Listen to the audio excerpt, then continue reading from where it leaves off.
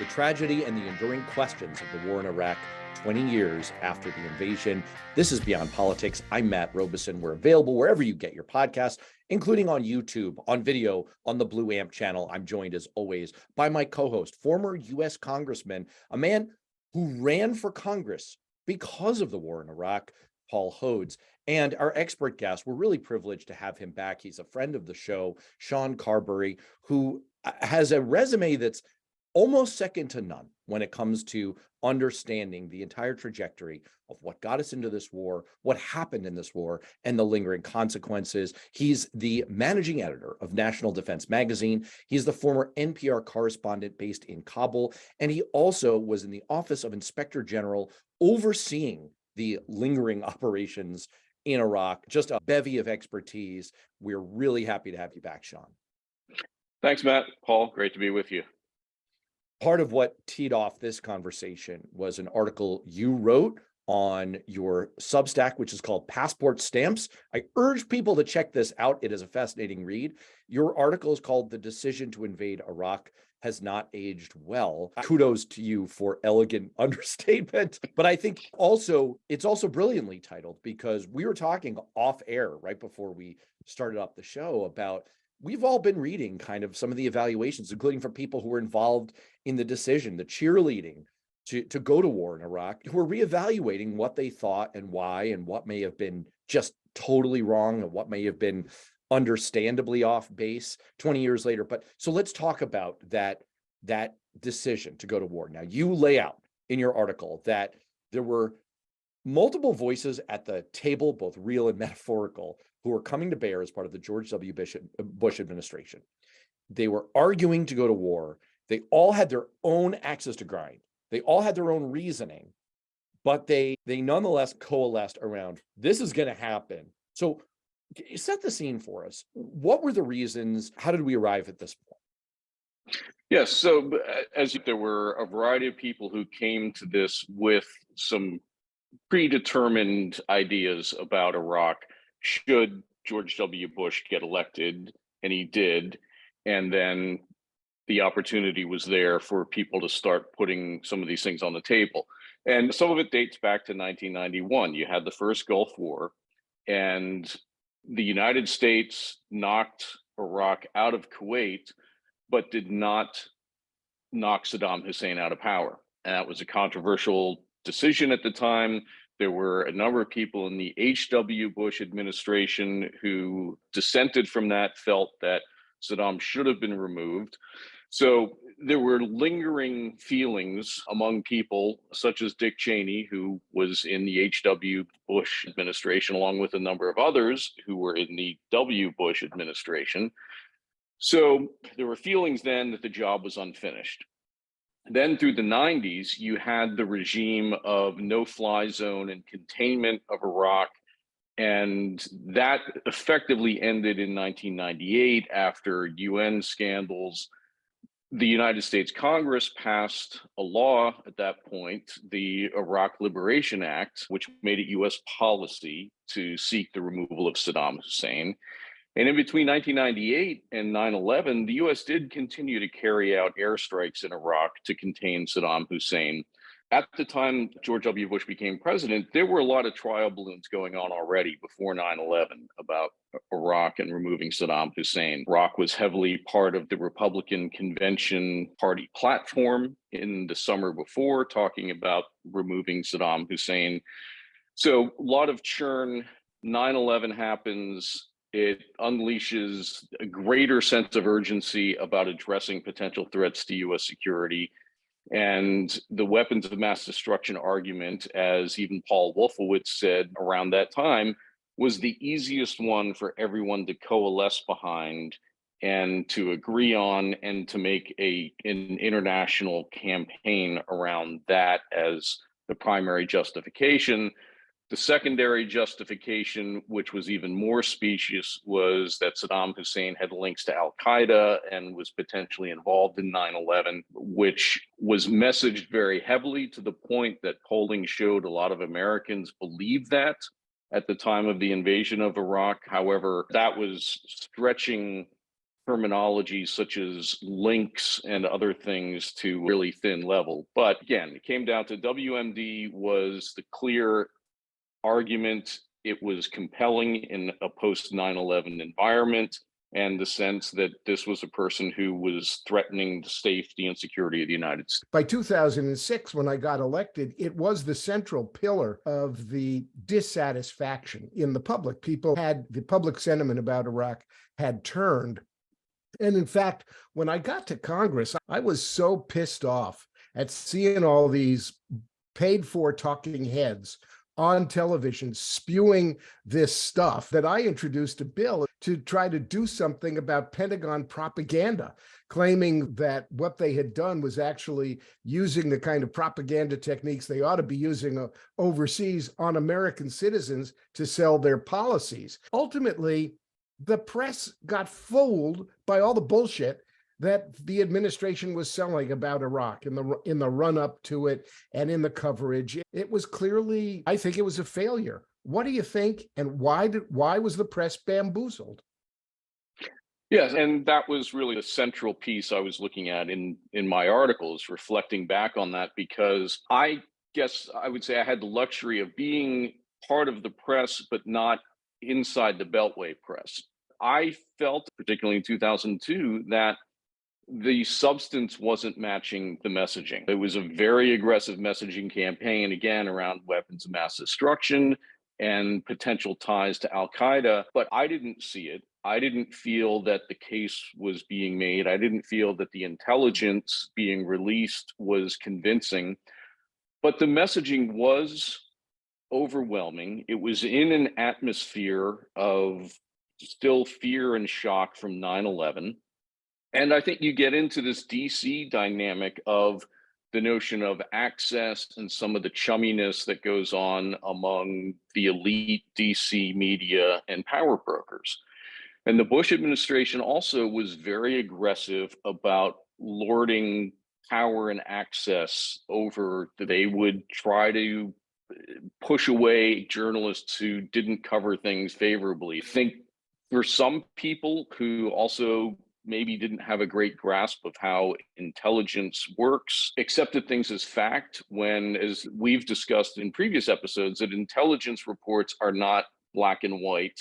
They are assessments. Like the famous 16 words in the 2003 State of the Union address, where George W. said, well, the British government has found out that Saddam's been trying to buy uranium from Africa, which was true-ish in the same way that George Santos is Jewish. You don't look true-ish. Yeah. And it turned out that was only true-ish. The British intelligence had made an assessment that there had been meetings and there was something, but it didn't mean what George W. and the administration implied that it meant. That's the thing. There was a lot of cherry picking of facts that was going on at the time, and things you could say, yes, this was technically true. It was in an intelligence report. But if you read on either side of that phrase, all of the cautioning and the degree of confidence and language like that's used in intelligence assessments, you could say we assess with a low degree of confidence X.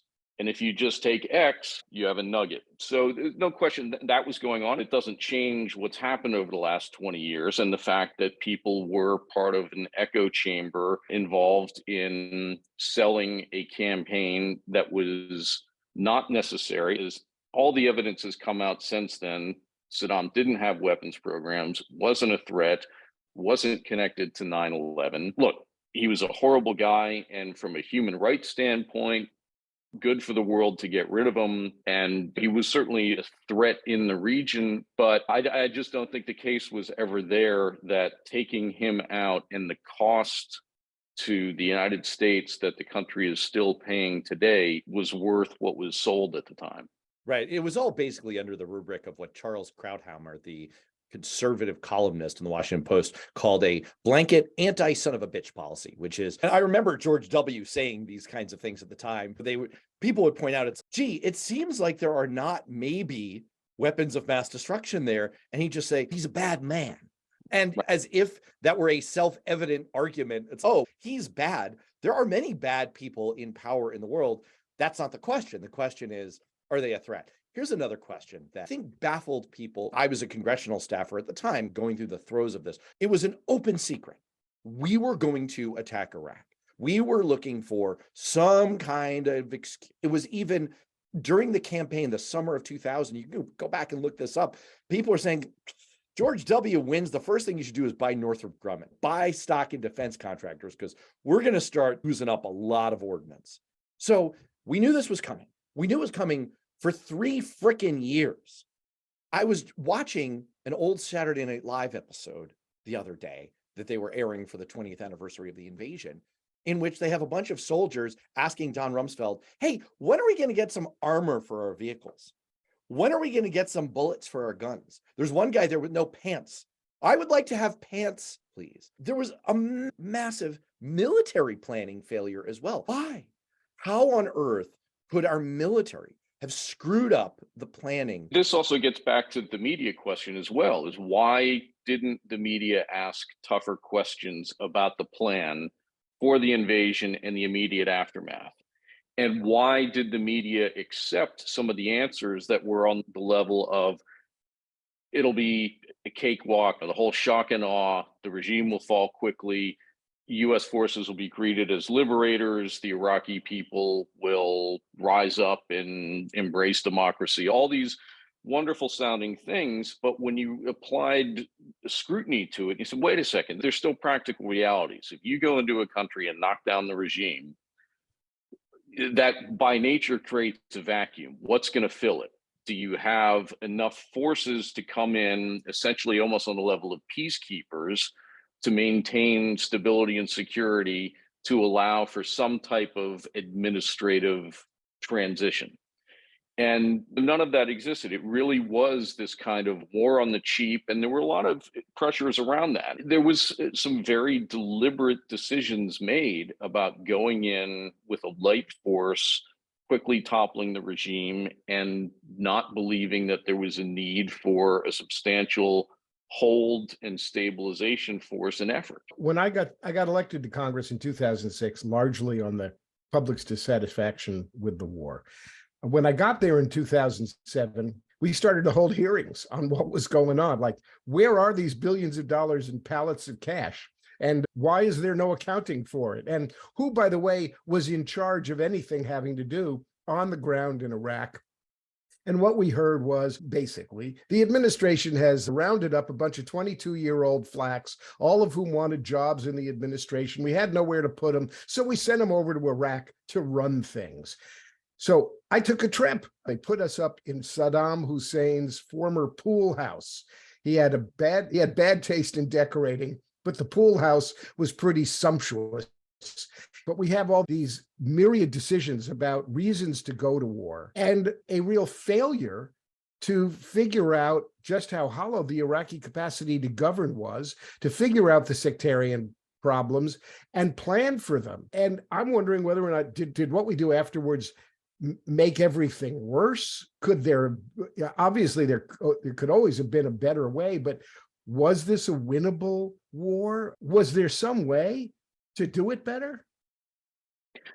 The clear answer to that is yes. I mean, as we just discussed, in terms of the planning, both military and the follow-on mobilization efforts could have been mapped out in more detail with more sort of risk recognition and saying, okay, best case scenario, shock and awe falls, the Iraqis rise up and take over the country and everything's fine. Okay, that's one extreme. Other extreme is predicting what did play out, which is you create a vacuum, end up disenfranchising people who had been in power, stoking sectarian tensions, leading to a imposed top-down government as opposed to something grown a little bit more bottom-up, and leading to insurgency and years of violence. So I think there's plenty of evidence out there that, yes, it could have been done better.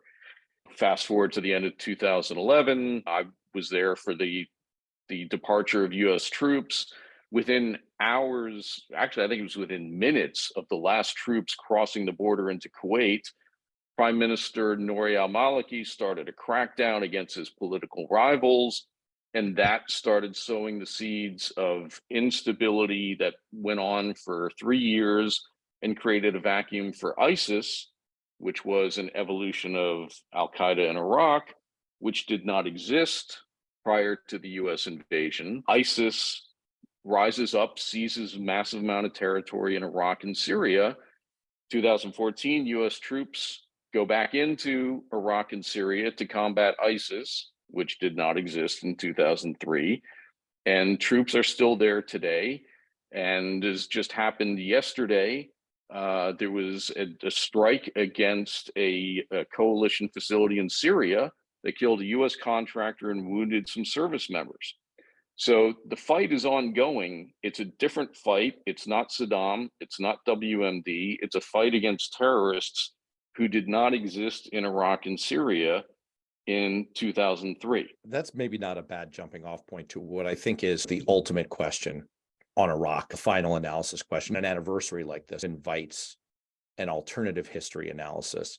So on the one hand, the writer David Frum, who was George W. Bush's speechwriter, was part of the effort to sell the war in Iraq, writes in The Atlantic that he regrets that. He cops to the fact that he made mistakes, that the administration made mistakes. And yet he offers 2 proof points just to get people to slow their roll a little bit on the assessment that there was like a better path here, that if we hadn't invaded Iraq.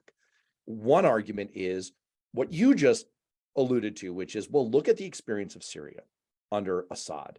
Imagine a Saddam Hussein with his absolutely insane son, a hereditary dynasty fueled by rising oil prices over the last 20 years, flush with cash, and continuing to foment instability and violence around the world and violently, horribly repress his own people, who he, by the way, had gassed with chemical weapons previously. So that's one proof point. It's don't fool yourself into thinking that a world that still had Saddam Hussein atop Iraq would be a good world. And the other argument that he makes is, look at Afghanistan. It's common to say, well, Afghanistan was a good war. Iraq was a bad war. We did well in Afghanistan. We screwed up Iraq. But of course, you were on this program last year around our withdrawal from Afghanistan, and you were part of the Inspector General's office assessment of our effort in Afghanistan.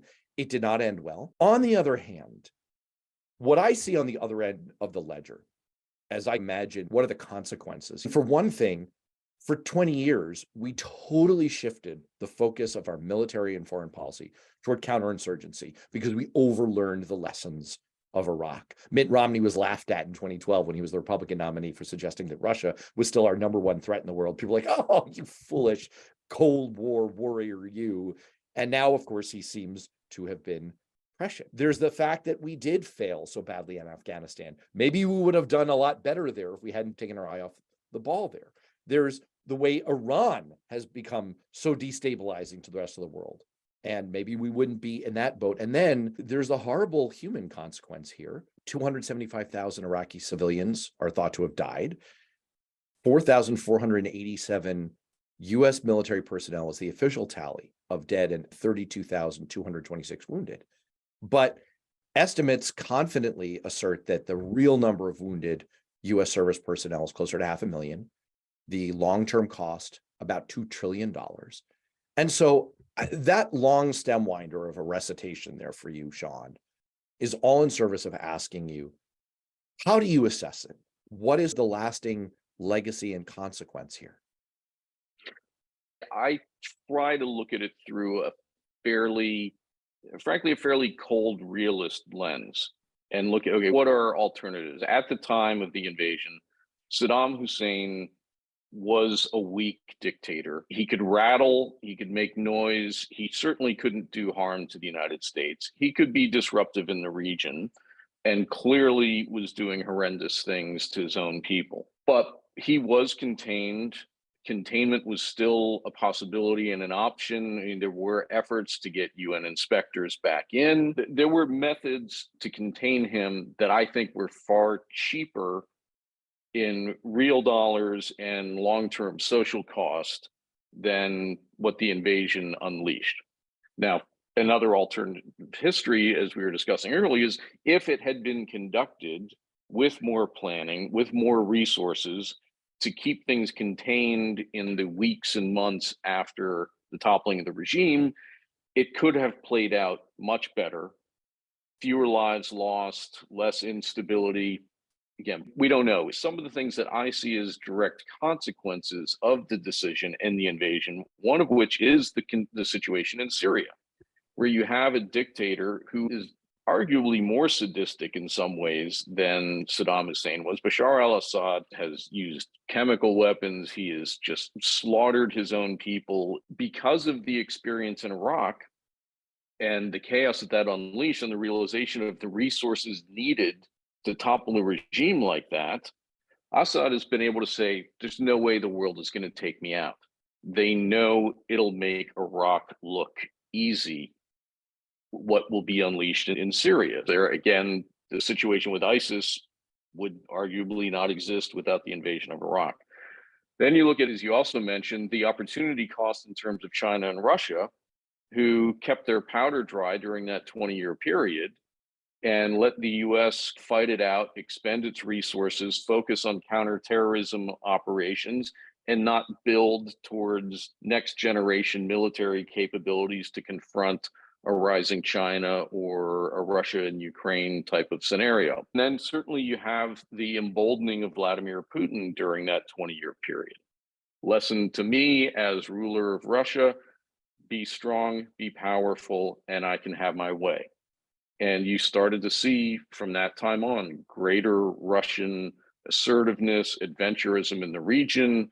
So he has used all of these things that have gone on to justify his actions, come to conclusions that turned out to be wrong in terms of the Western cohesiveness in the face of Ukraine, Western support for Ukraine. But I think really much of what is going on today has, if not a direct genesis in the invasion of Iraq, certainly shaped. Should we have learned that we needed more shock and awe and surge in Iraq to stabilize things, and we really should, that's what we ought to be doing in Ukraine? What's the hangover? Is there an Iraq hangover at work in our defense establishment when it comes to Ukraine? There is on the weapons and systems side, in the fact that for 20 years, the investments were in weapons and approaches designed for a permissive environment where you didn't have, the Taliban didn't have an air force, right? The Al-Qaeda in Iraq didn't have an air force. So you didn't have the need for high-tech stealth or long-range capabilities, things that are now needed in a peer competition environment. So from an investment standpoint, there's definitely a hangover. In terms of the equipping Ukraine aspect of it, look, this has been a concern from the outset with Putin, right? Putin threatened that if anyone opposes his actions in Ukraine, he will respond. And he's played the nuclear card multiple times.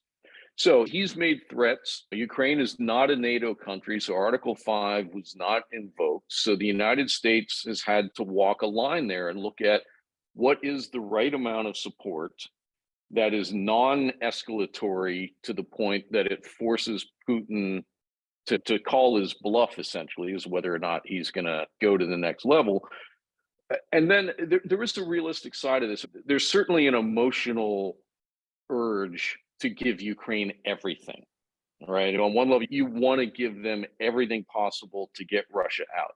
There are practical considerations. One is, do they have the capacity to operate all the systems? Can they maintain them? Can they coordinate internally? There are real issues about how much you give them and when you give it to them. And you've just written about this.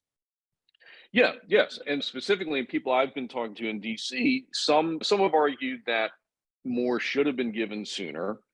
Others have said, no, it's been about right, because if you gave more, the Ukrainians couldn't necessarily have put things to use. So there's been this gradual escalation of capabilities to the point now that Patriot missile batteries are about to make their way into Ukraine. The US donated one, and Germany and the Netherlands have assembled another battery.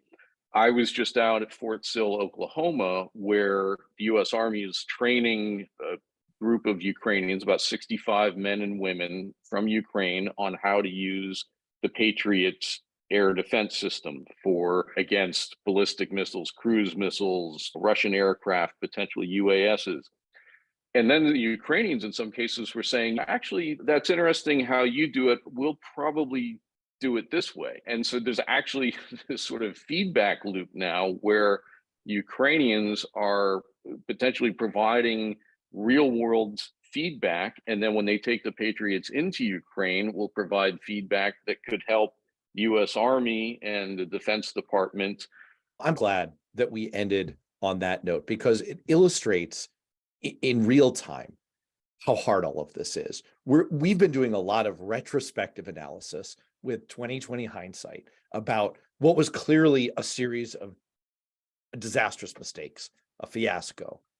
And yet the irony is that the same 20-year anniversary that we're marking with Iraq it also coincides with a 20-year anniversary of George W. Bush, who's come in for a lot of criticism right now, including on this show, launching the President's Emergency Plan for AIDS Relief, PEPFAR, which is credited with saving 25 million lives worldwide because of the AIDS epidemic. And so you don't know, as you're doing these things, what's going to be the truly historically consequential act. And you don't know what the alternative histories are going to look like. I'm not trying to absolve the decision makers of 20 years ago by any means. I'm just pointing out that not only are these assessments complicated, not only are these decisions really fraught, but we're continuing to make them right now. And we don't know what world-shaking decisions are being made that you're reporting on right now, including what weapons do we send? What signals do we send? What moves do we make when it comes to Ukraine and Russia? So if people want to get insights into those kinds of consequential world-shaking decisions, I suggest that you read Passport Stamps. It's on Substack. It's from Sean Carberry. You can also find his work online all over the place, including on this podcast. Thanks so much, Sean, for walking us through all this incredibly fascinating history. You're welcome, guys. Always a pleasure.